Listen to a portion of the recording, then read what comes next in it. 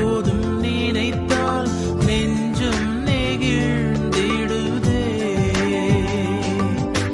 கல்வாரி அன்பை எண்ணிடும் வேளை கண்கள் கலங்கிடுதே.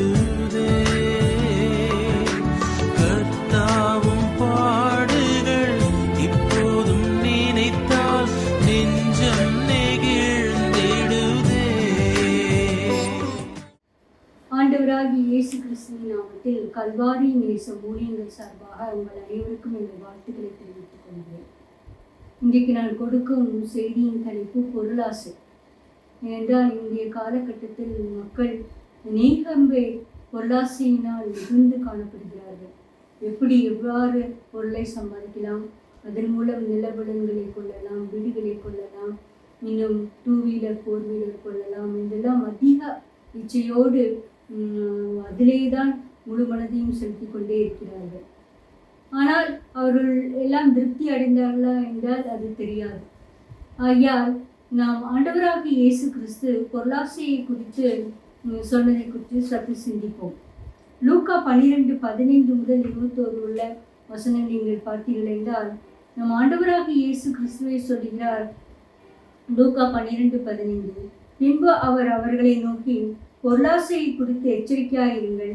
ஏனெனில் ஒருவனுக்கு எவ்வளவு திரளான ஆஸ்தி இருந்தாலும் அது அவனுக்கு ஜீவன் அல்ல என்கிறார். ஆம், ஆஸ்தியை நாம் எதற்கு சம்பாதிக்கிறோம் என்றால், நாம் அதிக நாள் உயிரோடு இருந்து அதை நாம் அனுபவிப்போம் என்ற நினைப்பில் தான் நாம் ஓடிக்கொண்டே இருக்கிறோம். இந்த அநேக கிறிஸ்துவ உலகிலும் கூட இந்த பொருளாசை என்னும் பாவம் இச்சை அநேகரை பிடித்து கொண்டே இருக்கிறது. அவர்கள் ஆவிக்குரிய வளர்ச்சியில் காணப்பட்டாலும் பொருளாசையை நாம் வெறுத்திருக்கிறோமா என்று ஒவ்வொரு நாளும் நம் ஆண்டவர் சமூகத்தில் ஆராய கடமைப்பட்டுள்ளோம். மற்றவர்களுடைய ஒரு காரியத்தை பார்த்து அது எனக்கு வேண்டும், அது போல் எனக்கு வேண்டும் என்றெல்லாம் நாம் இச்சிக்கக்கூடாது. நமக்கு என்ன இருக்கிறதோ அதை கொண்டு வாழ முற்பட வேண்டும். ஆண்டவராகிய இயேசு கிறிஸ்து பொருளாசையை குறித்து எச்சரிக்கையாயிருங்கள் என்று கூறினார். ஒரு பொருளாசைக்காரனுடைய ஒரு இருதயம் எவ்வாறு இருக்கும் என்பதை அவர் கீழ்கண்ட உவமை மூலம் விளக்குகிறார். லூக்கா 12:16, அல்லாமல் ஒரு உவமையை அவர்களுக்கு சொன்னார். ஐஸ்வர்யம் உள்ள ஒருவனுடைய நிலம் நன்றாக விழுந்தது. பிரியமானவர்கள், நாம் பொருளாசைக்காரர்களாக இருக்கும் பொழுது, அதிகமாக ஆசை பிடித்தவர்களாக இருக்கும் பொழுது, ஒருவேளை நமக்கு செய்வதெல்லாம் வாய்த்து நம்முடைய வீட்டில் பொருளாதார மேம்பாடு பெருகிக்கொண்டே போகும். அப்படிதான் இவன் ஏற்கனவே ஐஸ்வர்யனுடைய நிலம் நன்றாக விளைந்தது. இந்த நன்றாக விளைந்தபடியினால் அவன் நினைத்து கொண்டது இவ்வாறு. லூக்கா 12:17, அப்பொழுது அவன், நான் என்ன செய்வேன்? என் தானியங்களை சேர்த்து வைக்கிறதுக்கு இடமில்லையே. நான் ஒன்று செய்வேன், என் களஞ்சியங்களை இடித்து பெரிதாக கட்டி எனக்கு விளைந்த தானியத்தையும் என் பொருட்களையும் அங்கே சேர்த்து வைத்து. பொருளாசைக்காரர்களுடைய இருதயம் இவ்வாறு தான் இருக்கும். அதிகமாக பொருள் சேர சேர இன்னும் எங்கே அதை சேர்த்து வைக்கலாம், அதை எங்கே இன்வெஸ்ட் பண்ணலாம், இன்னும் அதிகமான சொத்துக்களை வாங்கலாம் என்றெல்லாம் நினைத்து கொண்டே இருப்பார்கள். அவருடைய கணக்கெல்லாம் நாம் அதிக நாள் வாழ்வோம், வாழ்ந்து நம்முடைய சந்ததிகளுக்கும் இந்த சொத்து பயன்படும், அவர்களும் உழைக்காமல் பிழைக்க வேண்டும் என்று தான் நினைத்து கொண்டிருப்பார்கள். அவ்வாறு தான் இந்த ஐஸ்வர்யனுடைய நினைப்பும் இருந்தது. நான் என்ன செய்வேன்? என் களஞ்சிகளை இடித்து பெரிதாக கட்டுவேன், பின்பு எனக்கு விளைந்த தானியத்தையும் என் பொருட்களையும் அங்கே சேர்த்து வைப்பேன். அதிகமான காரியத்தை இவன் விளைந்தபடியினால் மற்றவர்களுக்கு கொடுக்க விற்க மனமில்லை. தானே அனுபவிக்க வேண்டும், தனக்கு தான் வேண்டும், தன் குடும்பம்தான் வேண்டும் என்று நினைப்பார்கள். பொருளாசை பிடித்தவர்களின் மனநிலை இதுதான். மற்றவர்களுக்கு எதையும் பகிர்ந்து கொடுக்க மாட்டார்கள், தாங்களே எல்லாவற்றையும் அனுபவிக்க வேண்டும். இதற்காக இன்னும் என்ன திட்டங்களை போடலாம், எப்படி இன்னும் அதிகமான பண வருவாயை அதிகரிக்கலாம் என்றுதான் நினைத்து கொண்டிருந்தார்கள். பிற்பாடு இந்த ஐஸ்வர்யவான் சொன்னது லூக்கா 12:19, பின்பு ஆத்துமாவை உனக்காக அநேக வருஷங்களுக்கு அநேகம் பொருள்கள் சேர்த்து வைக்கப்பட்டிருக்கிறது, நீ இளைப்பாரி புசித்து குடித்து குறிப்பாய் என்று தன் ஆத்துமாவோட சொல்லுவேன் என்று தனக்குள்ளே சிரித்து சொல்லிக்கொண்டான். இங்க அவன் சொன்னது ஆத்துமாவை உனக்காக அநேக காரியங்கள் சேர்த்து வைக்கப்பட்டு இருக்கிறது, நீ புசித்து குடித்து இளைப்பாறு என்று. நாம் எவ்வளவு தூரம் பணம் சம்பாதித்து சேர்த்து வைத்தாலும் அது நம்ம ஆத்மாவை திருப்தியாக்கவே இருக்காது. ஒருவேளை சரீர பிரகாரமான எல்லா தேவைகளையும் சந்தித்துக் கொள்ளலாம். மற்றவர்களுக்கு முன்பாக நம்முடைய நடை உடை பாவனங்கள், நம்முடைய அலங்காரம், நம் அடிகிற நகைகள், இன்னும் நாம் வசிக்கிற வீடு, நாம் போகிற கார், பங்களா எல்லாம் ஒரு சரீரப்பிரகாரமான தேவைகளை சந்தித்துக் கொள்வதற்காக இந்த பொருள் உதவும். ஆனால் ஆத்மாவை காப்பாற்றுவதற்காக நாம் எவ்வளவு பணம் சம்பாதித்தாலும் அது உதவவே உதவாது. ஆனால் இந்த ஐஸ்வர்யவான் சொன்னது, ஆத்மாவே நீ மகிழ்ந்து களிப்பாயிரு, புசித்து குடித்து அநேக நாளுக்கு இழிப்பாரு என்று அவன் தனக்குள்ளே சிந்தித்து சொல்லிக் கொண்டான். எவ்வளவு ஒரு மதீனமான எண்ணம் பாருங்கள். இன்று நாம் பொருளாசிக்காரராக இருந்தாலும் கூட நாம் இப்படிதான் இருப்போம்.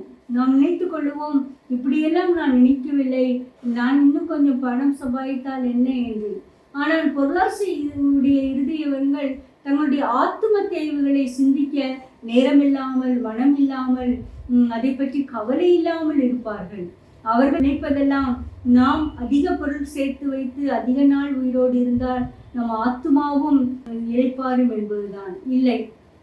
ஆனால் ஆண்டவர் இந்த ஐஸ்வர்யவானை பார்த்து சொன்னது, லூக்கா 12:20, தேவனோ அவனை நோக்கி, மதிகேடனே, உன் ஆத்துமா உன்னிடத்திலிருந்து இந்த ராத்திரியில் எடுத்துக்கொள்ளப்படும், அப்பொழுது நீ சேகரித்தவைகள் யாருடையதாகும் என்றார். பிரியமானவர்களே, ஆத்துமா ஆண்டவருக்கு சொந்தம். அவர் மனிதனை உருவாக்கின பொழுது மண்ணினால் உருவாக்கி அவர் ஜீவ சுவாசத்தை ஊதினால் மனிதன் ஜீவ ஆத்துமா ஆனான். அநேக ரிசர்ச் கூட கண்டுபிடித்திருக்கிறார்கள். இறக்கும் பொழுது அவருடைய வெயிட் எவ்வளவோ ஒரு 23 கிராம் போல குறைகிறதாம். அந்த குறைகிறது என்னவென்றால் ஒரு ஆத்துமா அவன் உடலை விட்டு பிரிகிறதை கண்டார்கள். பிரியமானவர்களே, ஆத்துமா உடலை விட்டு பிரியும் பொழுது அது தன்னை தந்த தேவனிடத்தில் போகும். சரீரம் இந்த உலகத்தில் தான் இருக்கும். அதை தான் ஆண்டவர் கேட்கிறார், மதிகேடனே, உன் ஆத்துமா இன்று உன்னிடத்திலிருந்து எடுத்துக்கொள்ளப்பட்டால் நீ சேகரித்தவைகள் யாவையாகும். பொருளாசிக்காரருடைய மனநிலை இதுதான். நான் இன்று செத்தால் நான் சேகரித்தவைகள் என்னவாகும் என்ற மனநிலையே அவர்களுக்கு வராது. இன்னும் சேகரிப்போம், இன்னும் ஒரு நாள் உயிரோடு இருக்கிறோம், இன்னும் ஒரு நாள் உயிரோடு இருக்கிறோம் என்று அதிகமாக சேமித்து வைத்து கொண்டே இருந்தார்கள். சில மாதங்களுக்கு முன்பு கூட ஒரு பேப்பரில் வந்தது, ஒரு அதிகமான பணக்காரர் இருந்தார். அவர் சாகும் வேளையில் ஆஸ்பத்திரியில் இருந்த பொழுது இவ்வாறு எழுதி வைத்திருந்தார், எனக்கு ஏராளமான சொத்துக்கள், அதிகமான வேலைக்காரர்கள், வேலைக்காரிகள், வெளியே செல்வதற்கு மிகவும் விலை உயர்ந்த ஒரு சொகுசு கார், எல்லாமே இருந்தது. வேலை வகைக்கு நான் நினைத்தபடி என்னென்ன அதிகமான விலை உயர்ந்த உணவுப் பொருட்களை வாங்கி சாப்பிட முடியுமோ அப்படியெல்லாம் சாப்பிட்டு கொண்டிருக்கிறேன். ஆனால் பாருங்கள், இந்த கடைசி காலங்களில் நான் ஆஸ்பத்திரியில் என்னை சுற்றி ஒருவரும் கூட இல்லை, நான் தனிமையில் வாடுகிறேன் என்பது. பிரியமானவர்கள், நாம் பொருளாசை உடையவர்களாக இருந்தால் இப்படிதான் ஆத்துமாவை குறித்து எந்த கவலையும் இல்லாமல் தேவனுடைய எச்சரிப்பை அலட்சியம் பண்ணுகிற மக்களாக நாம் காணப்படுவோம். எத்தனை தூதுகள் கொடுத்தாலும், எத்தனை தேவ செய்தியை கேட்டாலும் பொருளாசை உடையவர்களின் மனம் தேவ சத்தத்துக்கு இணங்காது, கீழ்ப்படியாது. அதுதான் தேவன் மதிகேடனே என்று கூறுகிறார். நம்மை பார்த்து யாராவது முட்டாள் என்று சொன்னால் நமக்கு பிடிக்காது. ஆனால் தேவன் ஒருவரை பார்த்து மதிகேடனே என்று சொல்லும் பொழுது யாரென்றால் அது பொருளாசை உடையவர்களின் இருதயம். இதை கேட்டுக்கொண்டிருக்கிற பிரியமானவர்களே, எனக்கு அது வேண்டும், இது வேண்டும், இப்படி இருந்தால் நன்றாக இருக்கும், அவர்களைப் போல் வாழ வேண்டும், இவர்களைப் போல் ஜீவிக்க வேண்டும் என்று அதிகமான நேரத்தை நீங்கள் சிந்தித்து அதற்காக நீங்கள் உழைத்து பிழைத்து கொண்டிருக்கிறீர்களோ, உங்கள் ஆத்மாவை குறித்து கவலைப்படாமல் இருக்கிறீர்களோ, உங்களை பார்த்து அப்படிப்பட்டவர்களையும் பார்த்து தேவன் மதிகேடனே என்று அழைக்கிறார்.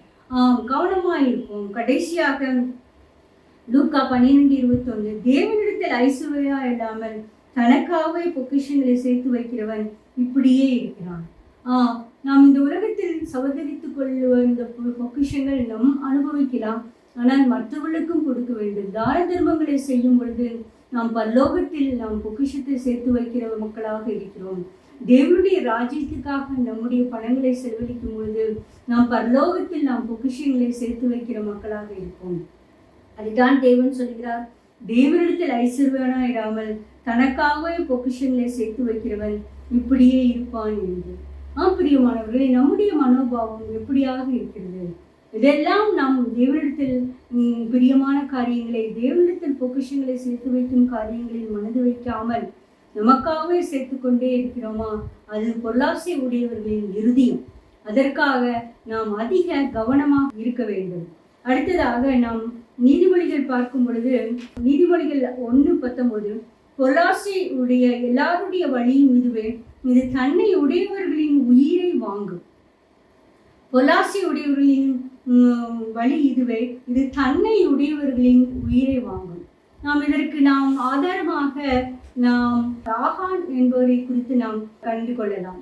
இங்கு யோசுவா எரிகோ பட்டணத்தை பிடிக்கும் முன்பதாக ஆண்டவர் கொடுத்த கட்டளை, நீ அந்த பொருள்களில் ஒன்றுமே எடுக்கக்கூடாது, வெள்ளி பொண்ணு எல்லாமே நீ சுட்டரிக்க வேண்டும், ஆடு மாடுகள் ஜீவன்களை எல்லாம் கூட நீ வெட்டி போட வேண்டும் என்பதுதான் ஆண்டவருடைய சத்தம். ஆனால் இந்த ஆகான் என்பவன் தான் இச்சித்து சில காரியங்களை எடுத்து வைத்துக் கொண்டான். அதனால் அவர்கள் ஆயி பட்டணத்தை பிடிக்க முடியாமல் போய்விட்டது. ஆயி பட்டணம் மிகவும் சிறிதான பட்டணம் தான். நாங்கள் எரிகோவை பிடித்து விட்டோமே, இந்த ஆயி பட்டணத்துக்கு 3000 பேர் இருந்தால் போதும், நாம் வென்றுவிடலாம் என்று சென்ற பொழுது அவர்கள் தோற்கடிக்கப்பட்டார்கள். அப்பொழுதுதான் யோசுவா தேவனிடத்தில் மன்றாடின பொழுது இந்த காரியத்தை தேவன் வெளிப்படுத்தினார்.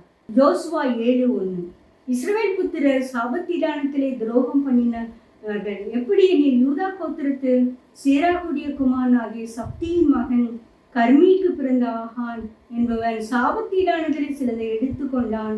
ஆகியால் இஸ்ரவேல் புத்திரர் மேல் கர்த்தருடைய கோபம் மூண்டது.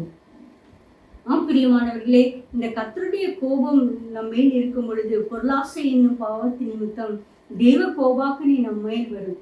அப்படி தேவ கோபாக்கினை இருக்கும் பொழுது நாம் எடுத்த காரியங்கள் எல்லாம் வாய்க்காமல் போகும். சிறிய காரியங்கள் கூட நாம் மற்றவர்களுக்கு முன்பாக தாழ்ந்து போக தொடங்குவோம். ஆகையால் நாம் அதிக கவனமாக இருக்க வேண்டும். ஏனென்றால் கர்த்தருடைய கோபாக்கினை நம்மால் வராதபடிக்கு நாம் மிகவும் ஜாக்கிரதையாக இந்த பொருளாசை என்னும் பாவம் விட்டு விளக்க வேண்டும். ஏனென்றால் இந்த காரியம் பொருளாசையை ஆண்டவராகிய இயேசு கிறிஸ்துவுக்கு 40 நாள் உபவாசம் முடிந்த பின்பு இந்த சாத்தான் பொருளாசையை காட்டினான்.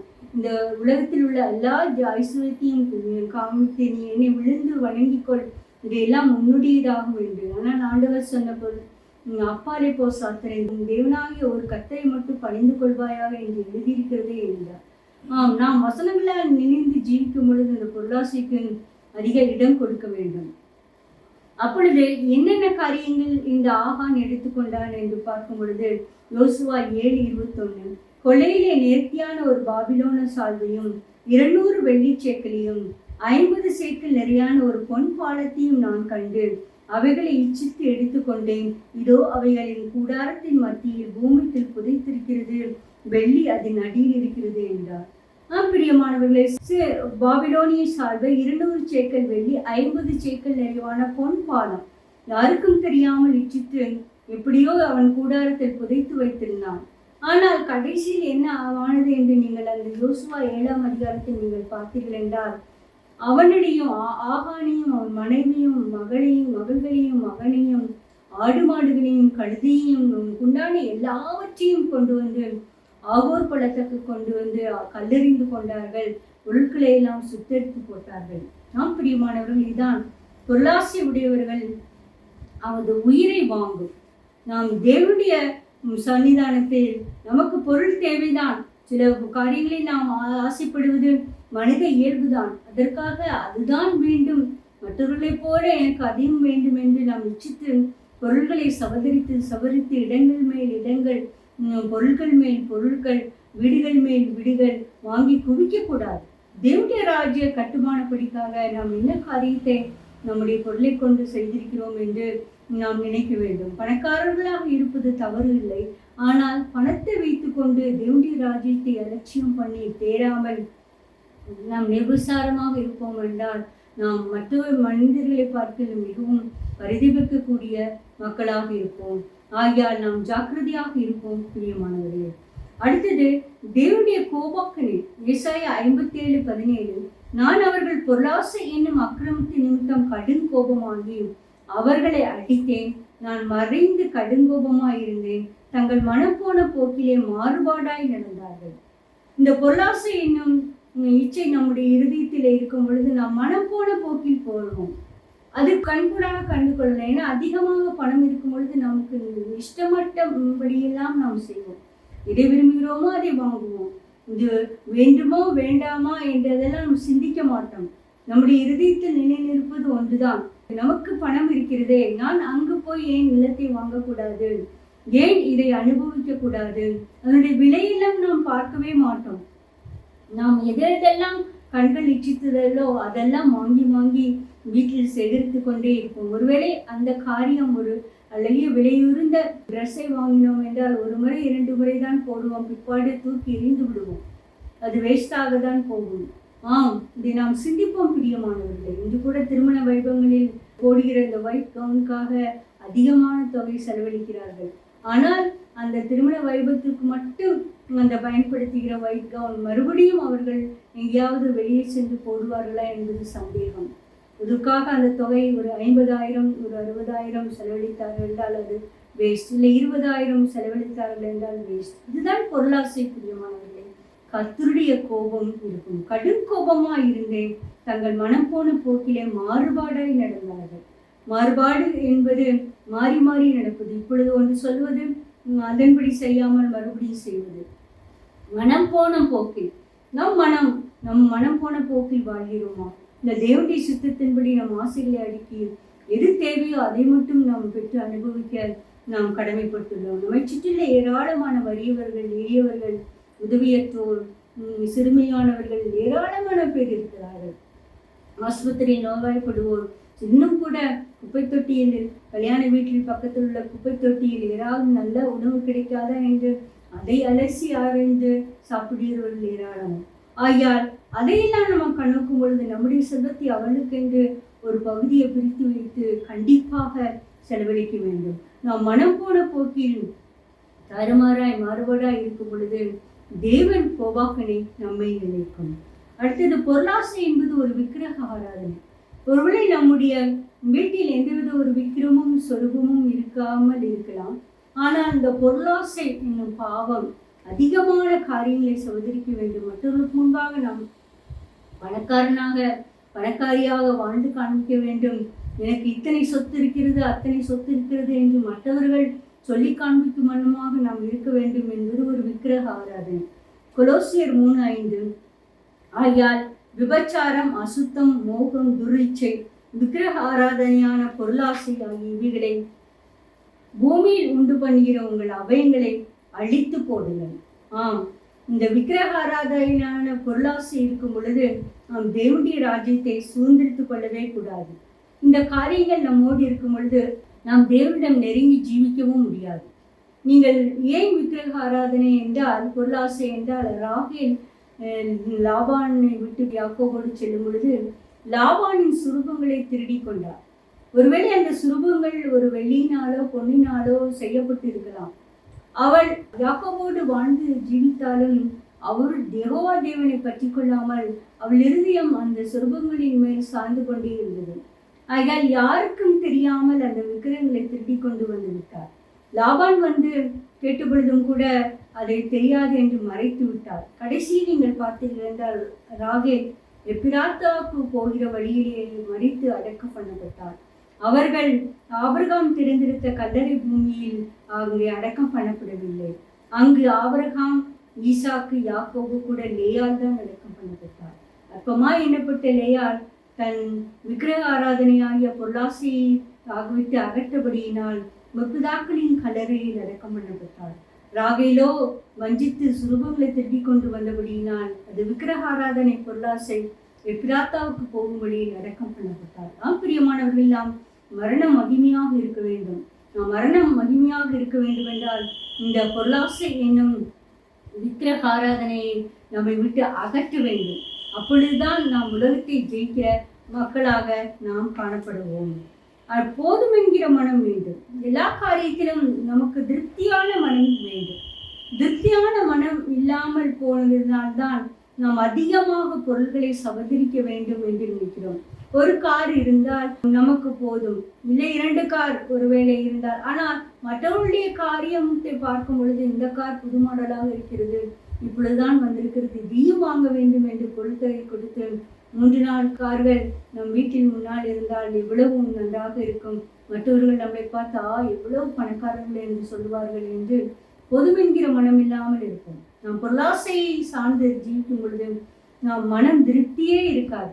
இன்னும் அதிகமாக பணம், இன்னும் எவ்வாறு சம்பாதிக்கலாம், இந்த வழியில் போகலாமா, குறுக்கு வழியில் போகலாமா, லாட்டரி சீட்டு வாங்கி அதனால் பணத்தை சம்பாதித்துக் கொள்ளலாமா என்றெல்லாம், கேம்பிளிங் போகலாமா, சீட்டாட்டம், குதிரை ஆட்டம் எல்லாம் ஏன் போகிறார்கள்?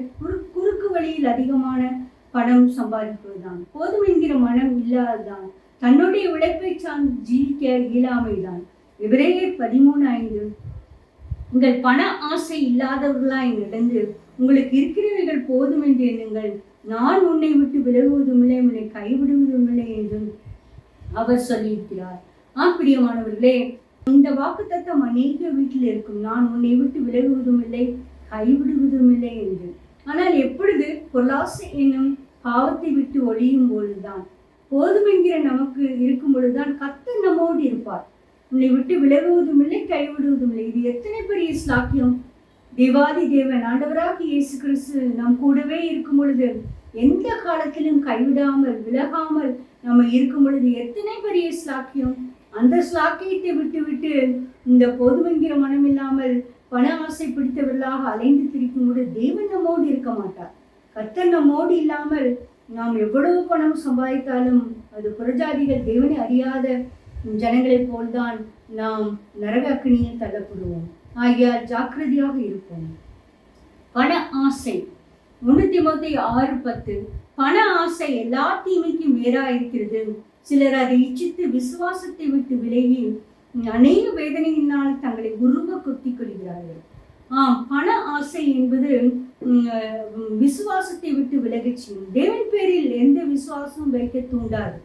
எனக்கு தான் பணம் இருக்கிறது, நான் இந்த பணம் கொடுத்து இவ்வளவு பணம் கொடுத்து இந்த காரியத்தை சாதித்து கொள்ளலாம், நான் ஏதாவது ஒரு காரியத்துக்கு ஒரு வீடு பிளான் வாங்க வேண்டும் என்றால் தேவனை சார்ந்து இருக்காமல் இவர்களுக்கு இவ்வளவு தொகை கொடுத்து என்னுடைய காரியத்தை சாதித்து கொள்ளலாம் என்றெல்லாம் பணத்தை கொண்டுதான் முதலாவது கொண்டு கணக்கிடுவார்கள். விசுவாசம் தேவனிடத்திலும் சென்று ஜபித்து விசுவாசத்தை பெருக்கிக் கொள்ளவே மாட்டார்கள். ஆகியால் ஜாக்கிரதையாக இருக்கும். பிரியமானவர்களே, பண ஆசை எல்லா தீமைக்கும் வேறா இருக்கிறது. பெற்றோருக்கு விரோதமாக மகன் எழும்பி கொலை செய்கிறார்கள், தாய் தாப்பனுக்கு விரோதமாக எழும்பி காரியத்தை பண்ணுகிறார்கள், வில்லி சூனியம் செய்கிறார்கள், மேலும் சகோதரனுக்கு விரோதமாக சகோதரனும் சகோதரிகளுக்கு விரோதமாக சகோதரனும், இப்படி உறவு முறைகளிலே அவர்களை வீழ்த்த வேண்டும், ஒழிக்க வேண்டும் என்று இருக்கிறார்கள். காரணம் பண ஆசை, பொருளாசை. ஆகையால் இந்த எல்லா தீமைக்கும் வேறா இருக்கிற இந்த பண ஆசையை நாம் விட்டொழிந்து அநேக வேதனையினால் தங்களை தாங்களே உருவப்படுத்திக் கொண்டிருக்கிறார்கள். நாம் பண ஆசை இருக்கும் பொழுது நமக்குள் அதிகமான வியாதிதான் வரும். நாம் அந்த வியாதிக்கு அதிகமாக செலவு பண்ணும் பொழுது அதை நாமே உருவப்படுத்திக் கொள்வது போல்தான் இருக்கும். ஆகையால் நாம் அதிக காலம் நாம் வியாதியினால் கஷ்டப்படும் பொழுது தேவனை பண ஆசையை நினைத்து எடுத்துக்கொள்ள வேண்டும். பணம் தேவைதான். இந்த எல்லா தேவைகளுக்கும் நம்முடைய அத்தியாவசிய செலவுக்கு பணம் வேண்டும். வறுமையில் வாடுவது யாருக்கும் பிரியமாக இருக்காது. ஒருவேளை சொத்துக்காக அடுத்தவரை பார்த்து நிற்பது யாருக்கும் பிரியமாக இருக்காது. ஆனால் தேவன் நம்மை ஆசீர்வதிக்கும் பொழுது இந்த பண ஆசை இல்லாதவர்களாக நாம் இருக்கிறது போதும் என்று நினைக்கும் பொழுது நிச்சயமாகவே தேவன் நம் பொருளாதாரத்தை மேம்படுத்த முடியும். பண ஆசையினால் ஒருவேளை பொருளாதாரம் மேம்பட்டாலும் அது நம்மை நரகக்குழியில் தள்ளிவிடும். ஆனால் தேவனை சார்ந்து நாம் போதுமென்கிற மனதோடு இருக்கும் பொழுது நிச்சயமாகவே நம் தேவைக்கும் மேலாக நம் விருப்பத்திற்கும் உரிய காரியங்களை எல்லாம் தேவன் சந்திக்க வல்லவராக இருக்கிறார். தெய்வாதி தேவன் இந்த அண்ட சராசரங்களை படைத்தவர், உலகத்தை உண்டாக்கியவர். உலகம், இதன் பொருள் எல்லாமே அவருக்கு சொந்தம். அவரை சார்ந்து வாழ்ந்து பொழுது நிச்சயமாகவே நாம் அநேக வேதனையினால் நம்மை நாமே உருவ புத்தி கொள்ளாதவர்களாக இருக்கும். நாம் பொருளாசை நியாயத்தை பொறுத்து. நாம் பொருளாசை உடையவர்களாக இருக்கும் பொழுது நாம் ஜட்ஜோ வக்கீலோ நியாயசனத்தில் எந்தவித நீதியும் நமக்கு கிடைக்காது. இந்த அநேக காரியங்கள் பொருளாசையினால் நியாயத்தை பொருட்டுகிற ஜட்ஜஸ் தான் அதிக பேர் இருக்கிறார்கள். அவர்கள் எந்த கோர்ட்ல இருந்தாலும், சுப்ரீம் கோர்ட்ல இருந்தாலும். காரணம் வேதாவும் எச்சரிக்கிறது. 1 சாமுவேல் 8:3, சாமுவேலுடைய குமாரன் ஆனாலும் அவனுடைய குமாரர் வழிகளில் நடவாமல் பொருளாசைக்கு சாய்ந்து பரிதானம் வாங்கி நியாயத்தை ஆம், லஞ்சம் வாங்கி பொருளாசையை சார்ந்து நியாயத்தை புரட்டினார்கள். இப்படிப்பட்டவர்கள் அவர்கள் நியாயத்தை புரட்டுவர்களாக இருக்கும் பொழுது அவருடைய வாழ்க்கையும் நீதி நியாயம் கிடைக்காமல் கடைசியில் நரகுழிக்குள் தான் செல்வார்கள். பரிதானம் வாங்கினார்கள். பரிதானம் வாங்குவர்களின் கூடாரத்தை அக்கினி பட்சிக்கும் என்று யோபு புஸ்தகத்தில் நாம் காண்கிறோம். ஆகையால் இதை கேட்டுக்கொண்டிருக்கிற பிரியமானவர்கள், நீங்களும் வேலை ஸ்தலத்தில் அதிகமாக லஞ்சம் பெற்று உங்களுடைய குடும்ப பொருளாதாரத்தை மேம்படுத்த வேண்டும் என்று நினைக்கிறீர்களோ? இல்லை, அது தவறு. நாம் அப்படி இருக்கும் பொழுது நம்முடைய கூடாரத்தை அக்கினி பட்சிக்கும். ஆகையால் நாம் பரிதானம் வாங்குதலை விட்டு உதறி தேவனுடைய கூடாரத்தில் வாசம் பண்ணுகிற மக்களாக, நாம் 15ஆம் சங்கீதத்தில் சொன்னது போல, அநியாயத்தினால் வருகிற எல்லா ஆதாயத்தையும் வெறுக்கிற மக்களாக நாம் காணப்பட வேண்டும். அதுதான் உண்மையான பொருளாசையை வெறுக்கிற மனம். தேவன் அதற்கு கிருபை செய்வாராக. ஜெபம். உங்களை நேசிக்கிற அன்பான பிதாவே, பொருளாசை குறித்து சில காரியங்களை நாங்கள் சிந்தித்தோம் கர்த்தாவே. ஆண்டவரே, பொருளாசை உடையவர்களின் உயிரை வாங்கும் கர்த்தாவே. ஆகான் பொருளாசையினால் இச்சித்து எடுத்த பொழுது, அதை கண்டுபிடித்த பொழுது, அவனும் அவன் குடும்பமும் அவனுடைய ஆடு மாடுகளும் கழுதையும் பொருளும் எல்லாம் ஆகோர் பள்ளத்தாக்கில் கல்லறிந்து கொரியப்பட்டது கர்த்தாவே. அவனால் அனுபவிக்க முடியவில்லை. பொருட்களை எல்லாம் ஒழிக்கப்பட்டது கர்த்தாவே. போதுமென்கிற மனதிலே கூடிய தேவபக்தி மிகுந்த ஆதாயம் என்று சொன்ன பிரகாரம், ஆண்டவரே, உங்களுக்கு பண ஆசை இல்லாதவர்களாய் இருக்கும் பொழுது தேவன் எங்களை விட்டு விலகுவதும் இல்லை, கைவிடுவதும் என்று சொல்லியிருக்கிறேன். எங்களுக்கு ஸ்தோத்திரம் கர்த்தாவே.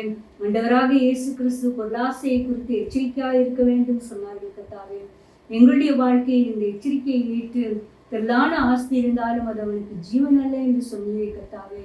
நாங்கள் இந்த ஓமையில் சொல்லப்பட்ட ஐஸ்வர்வானை போல் எங்களுக்காகவே எல்லா காரியத்தையும் சேர்த்து வைத்து மற்றவர்களுக்கு ஒன்றும் பகிர்ந்து கொடுக்காமல் நம் ஆத்மாவை குறித்து கவலையற்று இருப்போமானால், தேவனே, இந்த பொருளாசை என்னும் இச்சையை ஆசையை எடுத்து போட வேண்டும் என்று கெஞ்சினோம். பொருளாசை ஒரு விக்கிரக ஆராதனை கர்த்தாவே. அந்த விக்கிரகத்தை வாஞ்சித்து ராகேல் சுரூபங்களை திரும்பிக் கொண்ட பொழுது அவள் முற்பிதாக்களின் கல்லறையில் சேர்க்கப்படாமல் வழி அருகே புதைக்கப்பட்டாள் கர்த்தாவே.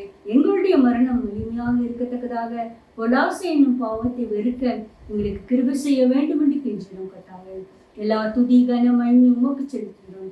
இரட்சகரும் மீட்புமாய் இயேசு கிறிஸ்து மூலம் வேண்டிக் கொள்கிறோம் பிதாவே. ஆமென்.